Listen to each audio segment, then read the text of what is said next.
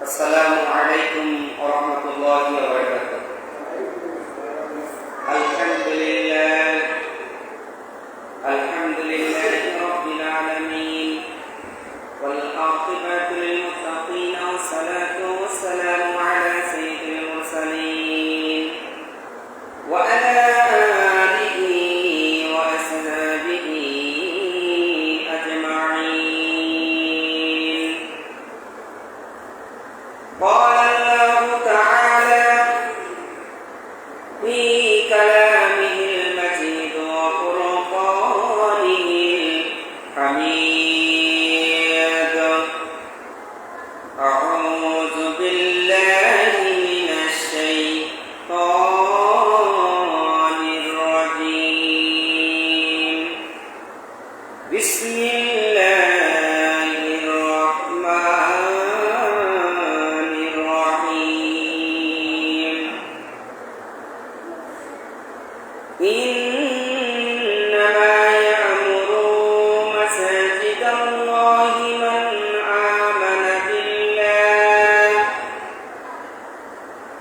من آمن بالله واليوم الآخر وأقام الصلاة وآتى الزكاة ولم يخش إلا الله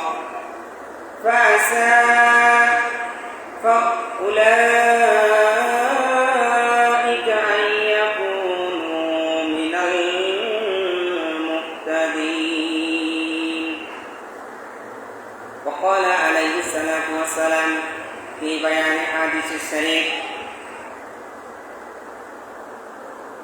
عن عبيد الله الفلاني رضي الله تعالى عنه أنه سمع عثمان بن عفان يقول عند قول الناس فيه حين بنى مسجد الرسول: إنكم أقصرتم وإني سمعت رسول الله صلى الله عليه وسلم يقول: من بنى مسجدا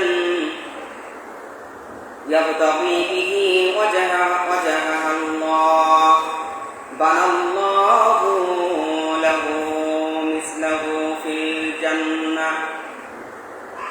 وقال تعالى في شان حبيب: إن الله وملائكته يصلون على النبي يا أيها الذين آمنوا صلوا عليه وسلموا تسليما. اللهم صل على محمد وعلى آل محمد كما صليت على إبراهيم وعلى آل إبراهيم إنك حميد مجيد. اللهم بارك على محمد وعلى آل محمد كما باركت على إبراهيم وعلى آل إبراهيم إنك حميد مجيد. সম্মানিত পবিত্র জুমার দিবসে উপস্থিত মুসলিয়ানি একরাম, আমরা আলোচনার সূচনায় আনুষ্ঠানিকতার মাধ্যমে আবারও আপনাদেরকে সালাম নিবেদন করতেছি। আসসালামু আলাইকুম ওয়া রাহমাতুল্লাহ। আপনারা সবাই ভালো আছেন? আলহামদুলিল্লাহ। আমরা সেই মহান মনিবের দরবারে প্রাণ খুলে শুকরিয়া আদায় করব যে আল্লাহ পাক রব্বুল আলামিনের অশেষ মেহেরবানিতে প্রতি জুমার ন্যায় আজকেও আমরা মসজিদে উপস্থিত হতে পেরেছি। যে আল্লাহ তাআলা আমাদের তৌফিক দান করলেন, তার দরবারে শুকরিয়া। সকলে বলি আলহামদুলিল্লাহ। আজকের এই পৃথিবী কালো অন্ধকারের শীতাক্ততায় অধিষ্ঠিত ছিল, পাপপঙ্কিলতায় মানুষরা ছিল ডুবে।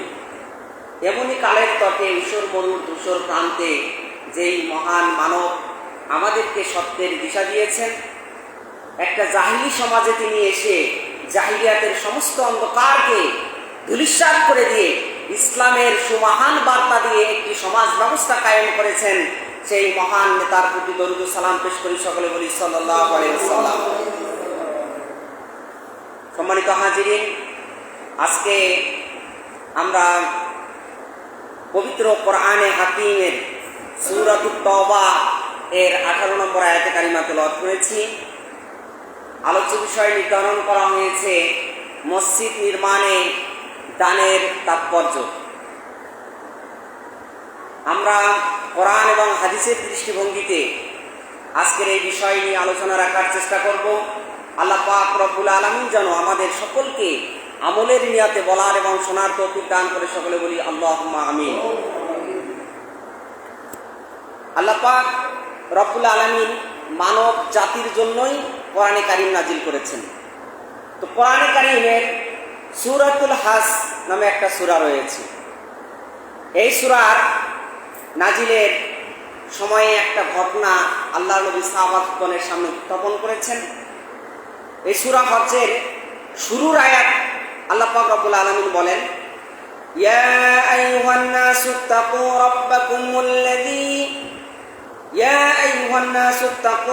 রাব্বাকুম ইন্না জালজালাতাস সাআতি শাইউন আযীম। আল্লাহ পাক রব্বুল আলামিন সমস্ত মানুষকে ডাক দিচ্ছেন, পৃথিবীর মানুষকে, যে হে মানুষ সকল, ইত্তাকু রাব্বাকুম, তোমরা তোমাদের রবকে আল্লাহকে ভয় করো। কেন? আল্লাহ পাক রব্বুল আলামিন বলেন, ইন্না জালজালাতাস সাআতি শাইউন আযীম, নিঃসন্দেহে কিয়ামতের ময়দানে যে প্রকম্পন হবে, কিয়ামত তৈরি করার জন্য, পৃথিবী ধ্বংস করার জন্য যে প্রকম্পনটা হবে, এই প্রকম্পনটা মহা ভয়ানক, একটা ভয়ানক প্রকম্পন। এই প্রকম্পনে তোমরা পতিত হবে, এই জন্য তোমরা আল্লাহর কাছে পানাহ চাও, আল্লাহ তাআলাকে ভয় করো।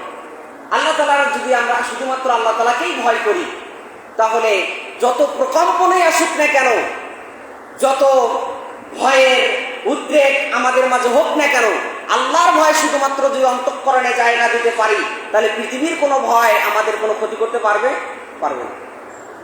এজন্য আল্লাহ পাক রব্বুল আলামিন বলছেন যে ইন্না জালজালাতাস সাআতি শাইউন আযীম, কিয়ামতের ময়দানের সেই মহা ভয়ানক প্রকম্পন আসার আগেই তোমরা আল্লাহ তাআলাকে ভয় করো।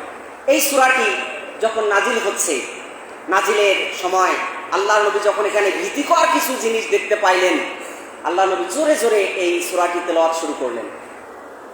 আল্লাহর নবী জনাব মুহাম্মদ রাসূলুল্লাহ সাল্লাল্লাহু আলাইহি ওয়াসাল্লাম জোরে জোরে যখন কোরআনে কারীমের সূরাতুল হজ এই সূরাটি নাজিল হলো, আর জোরে জোরে তেলাওয়াত শুরু করলেন। এমন একটা পর্যায়ে সাহাবা আজমাইন আল্লাহর নবীর উঁচু কণ্ঠে কোরআনে কারীমের তেলাওয়াত শোনার জন্য সব সাহাবা আজমাইন একত্রে মজলিসের মধ্যে বসে পড়লেন। আল্লাহর নবী বলেন, ও আমার সাহাবীরা, তোমরা কি জানো নাকি আল্লাহ পাক রব্বুল আলামিন আমার কাছে এমন একটা সূরা নাজিল করেছেন, এই সূরার ভিতরে কিয়ামতের ময়দানের সমস্ত দৃশ্যগুলো ফুটে উঠেছে। আর ওটা এমন এক ভয়ানক দিন হবে, যেই দিন আল্লাহ পাক রব্বুল আলামিন হযরতে আদম আলাইহিস সালামকে ডাক দিবেন। আদম আলাইহিস সালামকে ডাক দিয়ে বলবেন, হে আদম, তোমার সন্তানদের মধ্য থেকে জাহান্নামের জন্য একটা শ্রেণীকে তুমি বাছাই করো, আর জান্নাতের জন্য একটা শ্রেণীকে বাছাই করো। দায়িত্ব আল্লাহ কাকে দিবেন? আদম আলাইহিস সালামকে দায়িত্ব দিবেন। আদম আলাইহিস সালাম এই দায়িত্ব পাবেন। আল্লাহর নবী বলেন, আদম আলাইহিস সালাম আল্লাহর পক্ষ থেকে যখন এই দায়িত্ব পাবেন, দায়িত্ব পাওয়ার সাথে সাথে আল্লাহ পাক রব্বুল আলামিনকে আদম আলাইহিস সালাম ডাক দিয়ে বলবেন, ইয়া রাব্বুল আলামিন, কতজনের মধ্যে কতজনকে জাহান্নামের জন্য বাছাই করব, আর কতজনকে জান্নাতের জন্য বাছাই করব? আপনি আমাকে গুরু একটা দায়িত্ব দিয়েছেন, কিন্তু কত হাজারের মধ্যে কত হাজার জাহান্নামে আর কত হাজারকে জান্নাতের জন্য বাছাই করব, আমাকে একটু বলেন।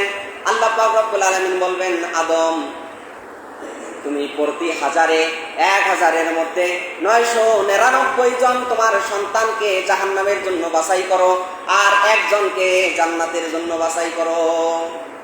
এই কথা শোনার সাথে সাথে সাহাবা আজমাইন কেঁদে হয়রান হয়ে যাচ্ছেন। প্রতি 1000-এ কয়জন জান্নাতি? একজন। আর জাহান্নামে যাচ্ছে কতজন? 999 জন জাহান্নামী 1000-এ। তাহলে আমাদের অবস্থা আছে। সাহাবা জোরে জোরে কান্না শুরু করলেন। আল্লাহর নবী বললেন, ও আমার সাহাবীরা, তোমরা কান্না করো না। আল্লাহ পাক রব্বুল আলামিন আমাকে জানিয়েছেন প্রতি 1999 জন যারা জাহান্নামে যাবেন তারা আমার পূর্বে যারা এই পৃথিবীতে এসেছে এবং ইয়াজুজ মাজুজের বংশধর দিয়ে তার পূর্ণ হয়ে যাবে। সুবহানাল্লাহ।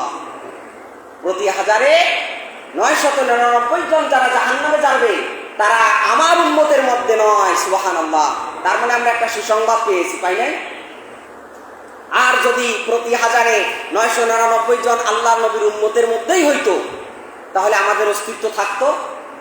আমাদের জান্নাত যাওয়া কি আমাদের জন্য সহজ হইতো? না। এই জাহান্নামের ভয়ানক দৃশ্যের কথা শুনে সাহাবা আজমাইন যখন অস্থির হচ্ছেন, এমনি মুহূর্তে আল্লাহর নবী জনাবে মুহাম্মদ রাসূলুল্লাহ সাল্লাল্লাহু আলাইহি সাল্লাম একটা সাহাবাগণদেরকে আশ্বাস দিলেন, আর একটা আশ্বাস দিলেন। যেদিন প্রচন্ড তীব্রতা, যেদিন সূর্য এসে মাথার উপরে তাপ দেওয়া শুরু করবে, এই ভয়াবহ জাহান্নামের এই কিয়ামতের ময়দানের এই পরিস্থিতির সম্মুখীন যখন আমাদেরকে হতে হবে, বুখারীর বর্ণনা 660 নম্বরের হাদিস, হযরত আবু হুরায়রা রাদিয়াল্লাহু তাআলা আনহু হাদিসটি বর্ণনা করছেন। আল্লাহর নবী জনাবে মুহাম্মদ রাসূলুল্লাহ সাল্লাল্লাহু আলাইহি সাল্লাম বলেন, সাবআতু ইয়াজিল্লুহুমুল্লাহু ফি জিল্লিহি ইয়াওমা লা জিল্লু ইল্লা জিল্লুহু ইমামুন আদিলুন। আল্লাহর নবী বলেন, কিয়ামতের ময়দানের এই ভয়ানক দৃশ্যের কথা যখন সাহাবা আজমাইনকে বললাম, সাহাবা আজমাইন যখন ভীত সন্ত্রস্ত হয়ে গেল, তারা কান্নায় জর্জরিত হলো, ওই মুহূর্তে আল্লাহর নবীর পক্ষ থেকে তাদের জন্য শান্তির একটা ঘোষণা চলে আসলো। আল্লাহর নবী বললেন, কিয়ামতের ময়দানে যখন সব কিছু ধ্বংস হয়ে যাবে, মানুষ দাঁড়িয়ে থাকা মানুষের জন্য কষ্টকর হবে, মাথার চামড়ি ফেটে গিয়ে মগজগুলো টপ টপ করে পড়তে থাকবেন, অন্ধকার আচ্ছন্ন পরিবেশ তৈরি হয়ে যাবেন। এই মুহূর্তে আল্লাহ পাক রব্বুল আলামিন আরশে আজিমের একটা বিশেষ ছায়ার ব্যবস্থা করেছেন। ওই ছায়ার ভিতরে 7 শ্রেণীর লোককে ওই ছায়ার ভিতরে আশ্রয় দেবেন। সুবহানাল্লাহ। হাদিসটি এসেছে বুখারীর 6660 নম্বরের হাদিস। আল্লাহর নবী বলতেছেন, কিয়ামতের ময়দানের এই ভয়ানক দৃশ্য দেখে মানুষ যখন হয়রান হয়ে যাবে, ওই সময় আল্লাহ পাক রব্বুল আলামিন বিশেষ কুদরতি দিয়ে বাছাই করে করে 7 শ্রেণীর লোককে আরশে আজিমের ছায়া দেবে। তাদের কোনো কষ্ট হবে না, জান্নাতে প্রবেশ করা পর্যন্ত তাদের কোনো ক্লান্তি হবে না। সুবহানাল্লাহ। এখন ওই 7 শ্রেণীর ব্যক্তির মাঝে আমাদের থাকার দরকার আছে না নাই? আমরা যদি এখন কার্যক্রমে ওই শ্রেণীর সাথে দলভুক্ত হতে না পারি, তাহলে কিয়ামতের ময়দানে আরশের ছায়ায় আমরা আশ্রয় পাবো, এই রকমের আশা করা যায় না। তাহলে আমাদের উচিত হচ্ছে ওই যে 7 শ্রেণীর কথা আল্লাহর নবী বলেছেন তাদের সাথে আমাদের চলাফেরা করা, তাদের দলভুক্ত আমাদের হওয়া, তাদের কথায় আমাদের কথা হওয়া, তাদের মতে আমাদের মত হওয়া, তাদের সাথে সংস্পর্শ নিয়ে আমাদের তাদের আদর্শে আদর্শিত হয়ে আমাদের সমাজ ব্যবস্থা কায়েম করা। তাহলেই পরে আমরা কিয়ামতের ময়দানে বিশেষ আল্লাহ তাআলার স্পেশাল ছায়ার মধ্যে থাকতে পারবো। আল্লাহর নবী বলেন, ওই 7 শ্রেণীর ব্যক্তির মধ্যে একটা শ্রেণী এই রকমের হবে, ইমামুন আদিলুন, ন্যায়পরায়ণ শাসক, ন্যায়পরায়ণ বাদশাহ, ন্যায়পরায়ণ শাসন ব্যবস্থা যিনি কায়েম করবেন সমাজের মধ্যে, রাষ্ট্রের ব্যবস্থার মধ্যে যিনি ইনসাফ ভিত্তিক সমাজ ব্যবস্থা কায়েম করবেন, নিজেও ওই সমাজ ব্যবস্থা পরিচালনা করবেন এবং ওই সমাজ ব্যবস্থা বাস্তবায়নের জন্য তিনি একটা কাঠামো পদ্ধতি তৈরি করবেন। এই রকমের শাসককে আল্লাহ পাক রব্বুল আলামিন কিয়ামতের ময়দানে বিশেষ ছায়া আশ্রয় দেবেন। সুবহানাল্লাহ। এখন ন্যায়পরায়ণ শাসক একাই কি একজন মানুষের পক্ষে ন্যায় ইনসাফ প্রতিষ্ঠা করা সম্ভব না। যিনি ন্যায় ইনসাফ প্রতিষ্ঠা করতে চাচ্ছেন সমাজের মধ্যে, আমাদের উচিত হচ্ছে ওই দলে দলভুক্ত হয়ে ন্যায় প্রতিষ্ঠার জন্য আমাদের তাদের সাথে কাজ করা। এখন আমি যদি বলি কার্যক্রম তো চালাইছে তিনি, তাহলে তিনি একাই করুক, আমরা সমাজের মধ্যে বসে থাকি, এমনটার সুযোগ মুসলিম হিসাবে আপনি দাবি করতে পারেন না। আপনার উচিত হচ্ছে যিনি ন্যায় ও ইনসাফের রাষ্ট্র ব্যবস্থা কায়েমের জন্য আন্দোলন করে তুলেছেন তার দলে দলভুক্ত হয়ে আপনাকেও ইনসাফ ভিত্তিক সমাজ ব্যবস্থার কাজে অংশগ্রহণ করা। যদি আপনি করতে পারেন, কিয়ামতের ময়দানে আল্লাহ পাক আপনাকেও আমাকে ওই বিশেষ ছায়া আশ্রয় দেবেন। সুবহানাল্লাহ। আল্লাহর নবী বলেন, দ্বিতীয় নম্বর শ্রেণীর ব্যক্তি হচ্ছেন ওয়াশাবুন নাশাআ ফি ইবাদাতি রাব্বি, ওই যুবক যে তার যৌবনকালটা আল্লাহ পাক রব্বুল আলামিনের ইবাদতে কাটিয়েছেন, আল্লাহর ইবাদত ব্যতীত আর কোনো অন্যায় কাজে সে জড়িত হয় নাই, শয়তানের ওয়াসওয়াসায় পড়ে তার যৌবনকে নষ্ট করে নাই। যৌবন বয়সটা আল্লাহ তাআলার জন্য ওয়াকফ করে দিয়েছে। যৌবন বয়সের ইবাদত আল্লাহর কাছে সবচেয়ে বেশি প্রিয়। আর যেই যুবকটা যৌবন বয়সে আল্লাহর ইবাদতে কাটায়, আল্লাহ পাক রব্বুল আলামিন কিয়ামতের ময়দানে তাকে বিশেষ ছায়া দান করবেন। সুবহানাল্লাহ। এরপরে আল্লাহর নবী বললেন ওয়া রাজুলুন কলবুহু মুআল্লাকুন ফিল মসজিদ, আর ওই শ্রেণীর ব্যক্তিকে আল্লাহ তাআলা কিয়ামতের ময়দানে বিশেষ ছায়া দেবেন।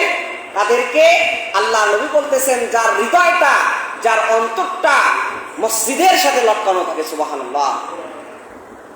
ভালো করে শুনেন, আল্লাহ নবী বলতেছেন ওয়া রাজুলুন কলবুহু মুআল্লাকুন ফিল মসজিদ, যার হৃদয়টা লটকানো থাকে কোথায়? মসজিদে। আল্লাহর নবী বলেন ইজা খরাজা মিনহু হাত্তা ইয়াউদু ইলাইহি, যখন সে মসজিদ থেকে বের হয়ে যায়, নামাজ শেষ হওয়ার পরে ওই ব্যক্তিটা যখন মসজিদ থেকে বের হয়ে যায়, বের হয়ে যাওয়ার পর পুনরায় পরবর্তী ওয়াক্তের নামাজ কখন আসে এই জন্য সে ব্যতিব্যস্ত থাকে।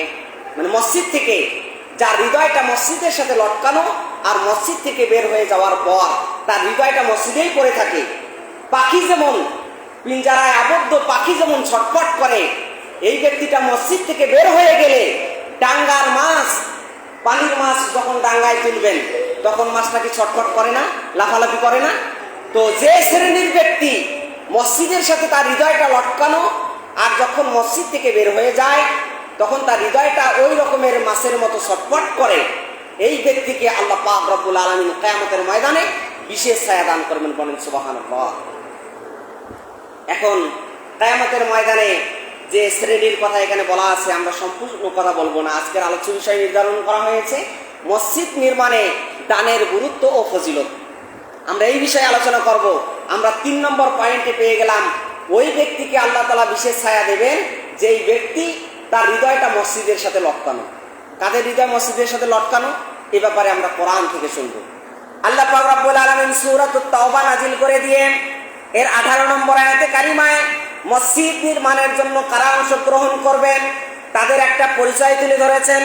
আল্লাহ পাক রব্বুল আলামিন বলেন ইন্নামা ইয়ামুরু মাসাজিদাল্লাহি মান আমানা বিল্লাহ, নিঃসন্দেহে আল্লাহর মসজিদকে, আল্লাহর ঘরকে তারাই নির্মাণ করবেন, আল্লাহর ঘর তারাই পরিচালনা করবেন, আল্লাহর ঘরের সরঞ্জামাদি তারাই জোগাড় করে দেবে, আল্লাহর ঘর পরিচালনার দায়িত্ব তারাই পালন করবেন। কারা করবে? আল্লাহ পাক রব্বুল আলামিন বলেন মান আমানা বিল্লাহ, যারা আমি আল্লাহর প্রতি ঈমান এনেছেন, আমি আল্লাহকে আল্লাহ হিসেবে স্বীকার করে নিয়েছেন, আমি আল্লাহকে আল্লাহ হিসাবে মেনে নিয়েছে, আমার আল্লাহর আইনকে যারা বাস্তবায়ন করতে চায়, সমাজে, ব্যক্তি জীবনে, পরিবারে ও রাষ্ট্রে যারা আমার আইন দিয়ে রাষ্ট্র ব্যবস্থা কায়েম করতে চায়, আমি আল্লাহর উপর বিশ্বাস এনে যারা এই কাজগুলো করেন তারাই আমার মসজিদ নির্মাণের দায়িত্ব পাবে। তার মানে আপনি বুঝবেন আল্লাহ পাক রব্বুল আলামিন আপনাকে ভালোবাসেন। এটা প্রমাণ করতে যদি আপনি চান তাহলে বুঝতে হবে আপনি ফজরের রক্তের সালাতটি জামাতে আদায় করতে পারতেছেন।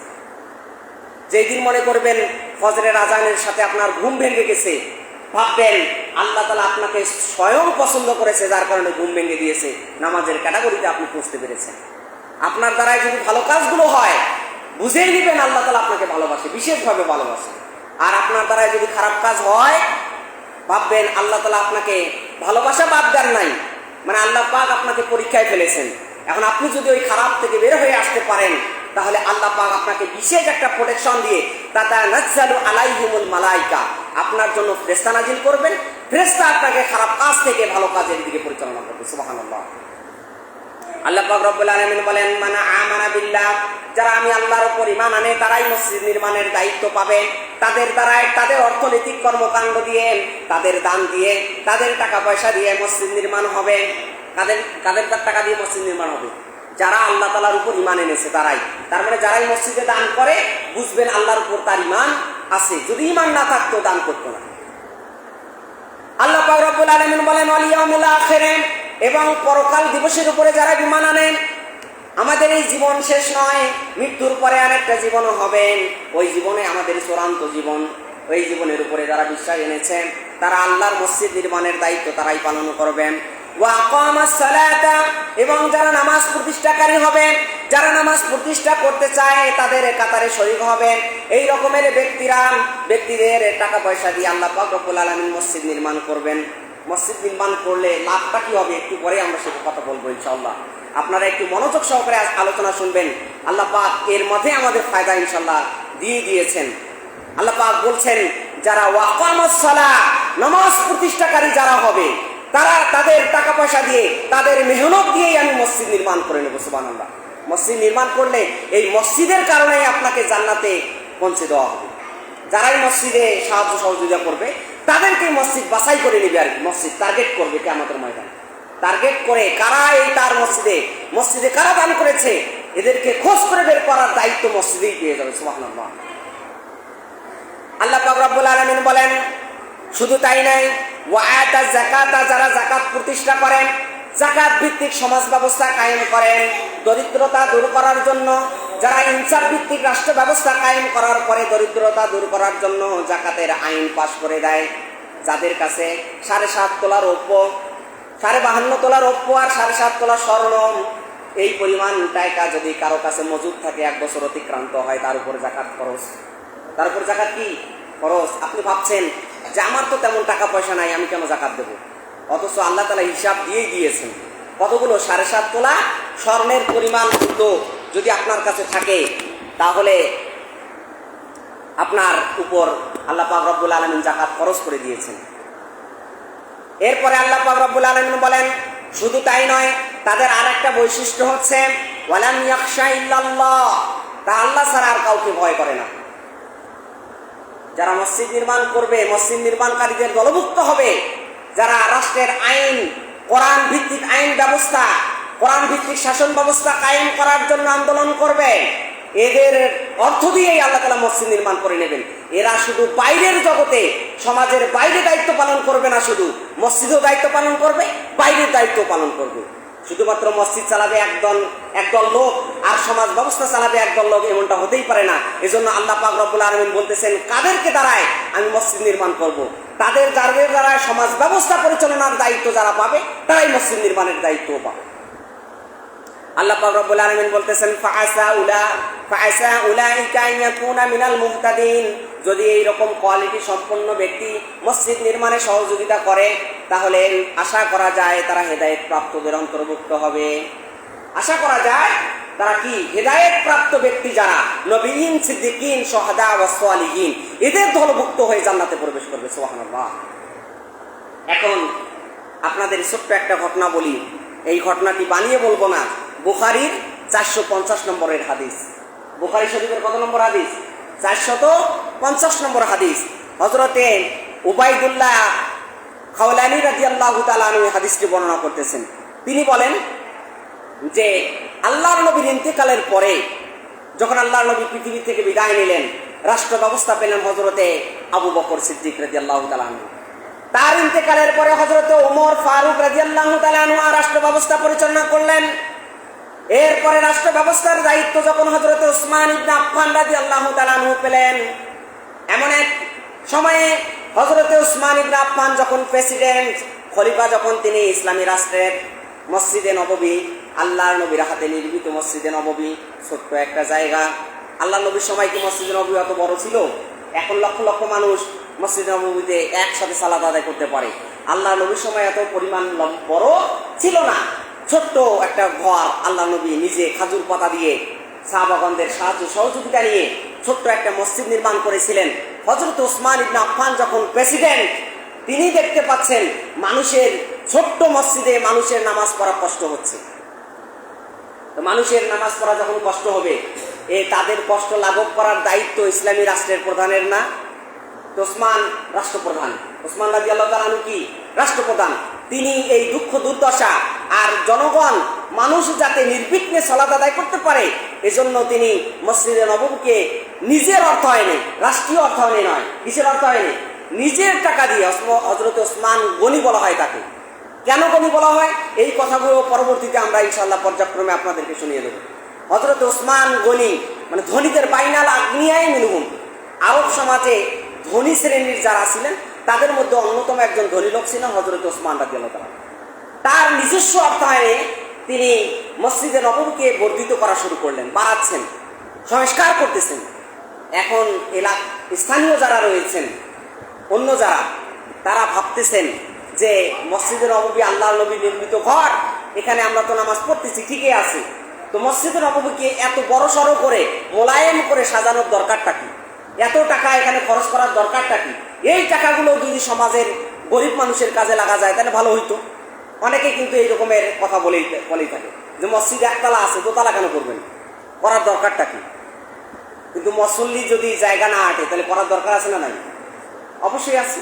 হযরত ওসমান দেখতে পাইলেন যখন মসজিদে জায়গা হয় না, সংকুলন জায়গা, তখন তিনি নিজস্ব অর্থায়নে মসজিদ সংস্কার করা শুরু করলেন, নিজের টাকা দিয়ে, রাষ্ট্রীয় সম্পদ নয়। তারপরেও সমাজের কিছু শ্রেণীর লোক কথা বলা শুরু করলো যে ওসমান বাহুল্য মানে ব্যয়বহুল্য হয়ে গেছে, সে অযথাই টাকা ব্যয় করে, টাকা আছে তো অনেক, এই টাকাগুলো সে মানে বাহুল্য ব্যয় করতেছে, অযথাই ব্যয় করতেছে, এত সুন্দর করে মসজিদ সাজানোর দরকার নাই, তারপরেও এত টাকা খরচ করে মসজিদ সাজাচ্ছে।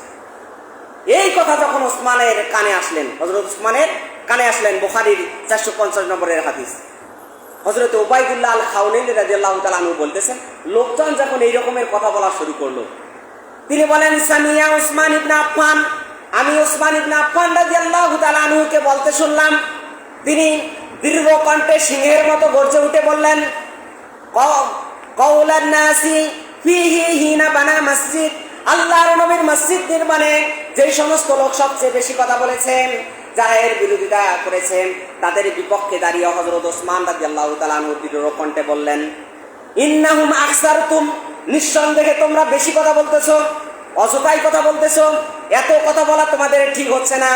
আমি আল্লাহর নবীর রেখে যাওয়া মসজিদে নববী, আল্লাহর নবীর নির্মিত ঘরকে প্রশস্ত করেছি, এটা কোনো দোষের কথা নয়। কেননা ইন্নি সামিতু রাসূলুল্লাহ সাল্লাল্লাহু আলাইহি সাল্লাম, আমি আল্লাহর নবীকে বলতে শুনেছি, মান বানা মসজিদান, কোন ব্যক্তি যদি আল্লাহর মসজিদ নির্মাণে সাহায্য করে, আল্লাহর মসজিদ নির্মাণে কাজ করে, আল্লাহর মসজিদ নির্মাণে নিজের অর্থগুলো ব্যয় করে, সময় দেয়, শ্রম দেয়, আল্লাহর নবী জনাবি মুহাম্মদুর রাসূলুল্লাহ বলেছেন, ইয়াবতাগি বিহি ওয়াজহাল্লাহ, আল্লাহর সন্তুষ্টির উদ্দেশ্যে কোন ব্যক্তি যদি মসজিদ নির্মাণে দান করে, মসজিদের জন্য সংস্কারের জন্য নিজে শ্রম বিনিয়োগ করে, আল্লাহ পাক রব্বুল আলামিন বানাল্লাহু লাহু মিসলাহু ফিল জান্নাহ, জান্নাতের ভিতরে আল্লাহ পাক রব্বুল আলামিন অনুরূপ একটি ঘর জান্নাতে তার একটা বাড়ি নির্মাণ করে দিয়ে দেন। সুবহানাল্লাহ।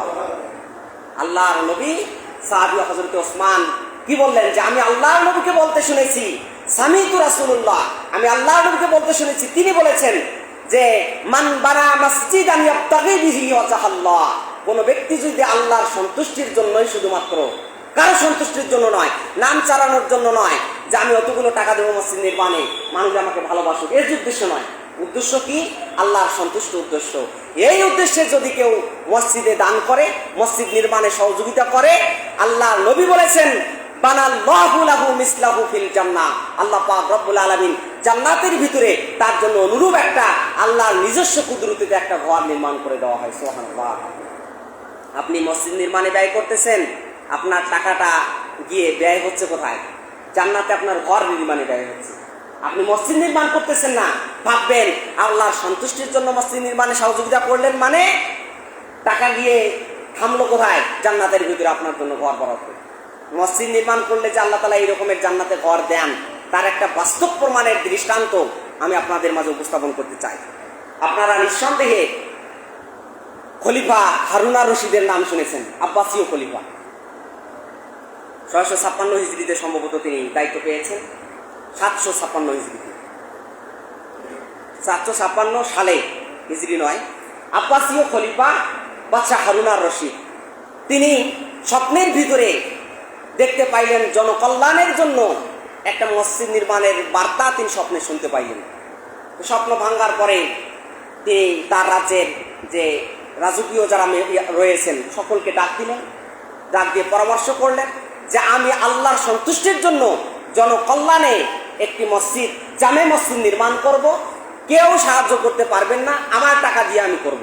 আপনাদের দায়িত্ব হচ্ছে সেদিন নামাজ আদায় করতে। তো মসজিদ তিনি নির্মাণের ব্যবস্থা করলেন, লোকজন লাগিয়ে দিলেন, মসজিদ নির্মাণ হয়ে গেল। মসজিদ উদ্বোধন করলেন, নামাজ আদায় করলেন। যেই দিন মসজিদ উদ্বোধন করেছেন ওই রাতে তিনি যখন ঘুমাতে গিয়েছেন, ঘুমার মাঝে স্বপ্নে দেখতে পাচ্ছেন, বাদশাহ হারুন আর রশিদ স্বপ্নের ভিতরে দেখতে পাচ্ছেন কে যেন তাকে ডাক দিচ্ছে। আল্লাহর পক্ষ থেকে ফেরেশতা এসে গেছেন। ফেরেশতা এসে হারুন আর রশিদকে জাগিয়ে তুলতেছে। বাদশাহ হারুন আর রশিদ, আপনি জেগে ওঠেন। আপনি যে আল্লাহর সন্তুষ্টির জন্য মসজিদ নির্মাণ করেছেন, আল্লাহ পাক আপনার এই মসজিদ নির্মাণের কি পুরস্কার রেখেছে তা আল্লাহ তাআলা আপনাকে দেখাতে চান, আমাদের সাথে চলেন। ফেরেশতা এসে বাদশাহ হারুন আর রশিদকে নিয়ে যাচ্ছেন। বাদশাহ হারুন আর রশিদ দেখতে পাইলেন জান্নাতের ভিতরে ফেরেশতা তাকে প্রবেশ করিয়ে দিলেন। স্বপ্নের ভিতরে দেখতে পাচ্ছেন, বাস্তব নয় কিন্তু স্বপ্ন, তার জীবনীতে আমরা পেয়েছি। বাদশাহ হারুন আর রশিদ যখন দেখলেন জান্নাতের ভিতরে বিশাল একটা মহল, বিশাল একটা ঘর, অট্টালিকা, এই অট্টালিকায় অনেক নাজ নেয়ামত, ভিতরে প্রবেশ করলেন, দেখতে পাইলেন অনেক নাজ নেয়ামত। তিনি দেখে মনোতৃপ্তি হলেন। আল্লাহ পাক রব্বুল আলামিন যারা মসজিদ নির্মাণ করবেন, সমাজ ব্যবস্থা সমাজ ব্যবস্থা ইসলামী আইন প্রতিষ্ঠার জন্য কাজ করবেন, সমাজটা কোরআন দিয়ে সমাজ ব্যবস্থা যারা কায়েম করতে চাইবেন, তাদেরকে আল্লাহ পাক রব্বুল আলামিন এমন এক জান্নাত দেবেন। হাদিসে কুদসিতে এসেছে, আল্লাহ পাক রব্বুল আলামিন বলেন, হাদিসে কুদসির ভিতরে আল্লাহ পাক রব্বুল আলামিন বলেন, আদাতু লি ইবাদিস সলিহিন, আমি আমার ওই সমস্ত নেককার বান্দা যারা নিজের অর্থ খরচ করে আল্লাহর জমিন, আল্লাহর দিন প্রতিষ্ঠার কাজে আঞ্জাম দেবে, যারা মসজিদ নির্মাণ করবে আল্লাহর সন্তুষ্টির জন্য, তাদের জন্য আমি এমন এক জায়গার ব্যবস্থা করে রেখেছি, এমন এক জান্নাত তাদেরকে উপহার দেব। মালা আইনুন রাআত, মালা আইনুন রাআত, কোন চক্ষু ওই জিনিসটা এখনো দেখতে পায় নাই। কি বড় নিয়ামতের জান্নাত আল্লাহ তাআলা আমাদেরকে দেবেন। আল্লাহ পাক রব্বুল আলামিন বলেন, ওয়ালা আযনা সামিয়াত, আর কোন কান তা শুনতে পায় নাই। কি রকমের জান্নাত হবে এই জান্নাতের বর্ণনা, সম্পূর্ণ বর্ণনা, পূর্ণাঙ্গ বর্ণনা কোন মানুষের কান দিয়ে এখনো শুনতে পায় নাই। এত বড় নিয়ামতের জান্নাত আল্লাহ তাআলা দেবেন। এরপরে আল্লাহ পাক বলতেছেন, ওয়ালা ফাতারা আলা কলবিল বাশার, কোন মানুষের হৃদয়ে উদ্বেগ হয় নাই। আল্লাহ পাক কি নিয়ামতের জান্নাত, কি নাজ নিয়ামতের জান্নাত মানুষকে দান করবেন যদি মানুষ সৎ পথে কোরআন ভিত্তিক জীবন ব্যবস্থা পরিচালনা করে এবং আল্লাহর সন্তুষ্টির জন্য মসজিদ নির্মাণে টাকা দান করে। তাদেরকে আল্লাহ তাআলা এমন এক জান্নাত দিবেন যেই জান্নাতের কথা কোনো ব্যক্তি কল্পনা করতে পারে না। এত বিশাল জান্নাত। বাদশাহ হারুন আর রশিদ এত বড় একটা জান্নাত প্রাসাদ দেখে বের হচ্ছেন। বের হয়ে দরজার এদিকে দাঁড়িয়ে আর এক প্রান্তে তাকিয়ে দেখে যে বিশাল একটা অট্টালিকা, যে সেম অট্টালিকা, যেই অট্টালিকা বাদশাহ হারুন আর রশিদকে আল্লাহ তাআলা মসজিদ নির্মাণের জন্য দান করেছেন, একই রকমের একটা অট্টালিকা ওই জায়গায়। তিনি ভাবলেন, আল্লাহ পাক মনে হয় আমাকে দুইটা দিয়েছেন, এটা একটা আর এটাও মনে হয় আমার। এইটা ভাবার পরে দৌড়ে ওই জায়গায় গেলেন। প্রহরী ওখানে আছে গেট, নাম উপরে লেখা হচ্ছে আব্দুল্লাহ আহমদ ইবনে মুসা নাম লেখা। কি নাম? জান্নাতের ভিতরে একটা বিশাল প্রাসাদে একই রকম বাদশাহ হারুন আর রশিদকে আল্লাহ তাআলা যে প্রাসাদ দান করেছেন, একই রকমের একটা প্রাসাদ আর একটা দেখতে পাচ্ছেন, নাম লেখা আছে আহমদ ইবনে মুসা নাম। তিনি গেটে যারা আছেন তাদেরকে ফেরেশতাকে জিজ্ঞেস করলেন যে এই যে একই রকমের ঘর দেখতেছি, এটাও কি আমার ঘর? না, আপনি নাম দেখতে পান নাই, আহমদ ইবনে মুসার ঘর। যে আহমদ ইবনে মুসাকে, যে আপনার মসজিদ নির্মাতাদের মধ্যে আপনি যে মসজিদ নির্মাণ করেছেন, ওই মসজিদে মিস্ত্রি যারা ছিল, যোগারি একজন ছিল, তার নাম হচ্ছে আহমদ ইবনে মুসা। তার জন্য আল্লাহ তাআলা এই ঘর বানিয়ে দিয়েছেন। এর ঘুম ভেঙে গেল। এই কথা শোনার সাথে সাথে বাদশাহ হারুন আর রশিদের ঘুম ভেঙে গেছে। ঘুম থেকে উঠেই তিনি ভাবলেন, মসজিদ নির্মাণ করলাম আমার অর্থ দিয়ে, আমি একাই, কারো দান করা এখানে আমি নিষেধ করে দিয়েছি, কেউ কিন্তু দান করে নেন। আর একই রকমের মসজিদের পুরস্কার আহমদ ইবনে মুসা একজন যোগালী আমার এই মসজিদে কাজ করেছে, ওর আল্লাহ তাআলা বরাদ্দ দিয়েছেন। এ কোন মসজিদ নির্মাণ করলো আমি দেখতে চাই। সমস্ত মিস্ত্রিকে দাওয়াত করেছেন। দাওয়াত করে মজলিসে বসিয়ে বলতেছেন, ভাই আপনাদের মধ্যে আহমদ ইবনে মুসা নামের কেউ আছেন? দাঁড়িয়ে গেলেন। তিনি বললেন, তোমাকে তো আমি চিনি, তুমি সাধারণ একজন মানুষ, আমার রাজ্যে বসবাস করো, তোমার তো অত টাকা নাই আমার মতো একটা মসজিদ নির্মাণ করবে, কিন্তু আমি জান্নাতে দেখে এসেছি আমার আল্লাহ তাআলা জান্নাতে মসজিদ নির্মাণের জন্য আমাকে যে ঘর দান করেছেন, তোমাকে একই রকমের ঘর দান করেছেন, তুমি কোন মসজিদ নির্মাণ করলে আমাকে একটু শোনাও। আহমদ ইবনে মুসা তিনি অজর নয়নে কান্না শুরু করে দিলেন, বললেন, আমিরুল মুমিনিন, আমি কোনো মসজিদ নির্মাতা নই, কোনো মসজিদ আমি নির্মাণ করি নাই, কিন্তু আপনার মসজিদ যখন নির্মাণের কাজে আমি অংশগ্রহণ করেছিলাম, যখন আপনার মসজিদ নির্মাণের কাজ আমি করতেছিলাম, ওই সময় পৈতৃক ভিটায় বাপের সম্পত্তির থেকে পানি বের করার জন্য কুয়া খনন করেছিলাম। কুয়ার ভিতর থেকে সাদা সাদা কিছু পাথর বের হয়েছে, সুন্দর সুন্দর পাথর, যেই পাথর আপনি বিদেশ থেকে কিনে এনে আপনার মসজিদে লাগিয়েছেন, আর যেই পাথর দিয়ে আপনি আপনার মসজিদ নির্মাণ করেছেন, এই একই রকমের দেখতে পাথর, কয়েক টুকরা পাথর আমার বাপের ভিটা থেকে কুয়া খনন করার সময় বের হয়েছে। এই পাথরগুলো দিনের মধ্যে আপনার পাথরের স্তূপে রাখতে আমি ভয় পাচ্ছিলাম, গভীর রাতে অন্ধকারে আল্লাহ পাক রব্বুল আলামিনের সন্তুষ্টির জন্য বাপের ভিটার জমিন থেকে বের করা 3 টুকরা পাথর আমি আপনার স্তূপে, পাথরের স্তূপে রেখেছি। আর রব্বে কারিমের দরবারে ডাক দিয়ে বলেছি, রব্বুল আলামিন, কিয়ামতের ময়দানে মসজিদ নির্মাতা যারা হবে তাদেরকে যখন তুমি নাম ধরে ধরে ডাক দিয়ে মসজিদ নির্মাণের জন্য তাদেরকে জান্নাতে ঘর বন্টন করবেন, ওই দিন আমি আহমদ ইবনে মুসার নামটাও তুমি উত্থাপন করিও, আমিও মসজিদ নির্মাতাদের দলভুক্ত হতে চাই। সুবহানাল্লাহ। নিজের টাকা নাই কিন্তু মসজিদ নির্মাতাদের দলভুক্ত হতে চায়, সামান্য 3 টুকরা পাথর।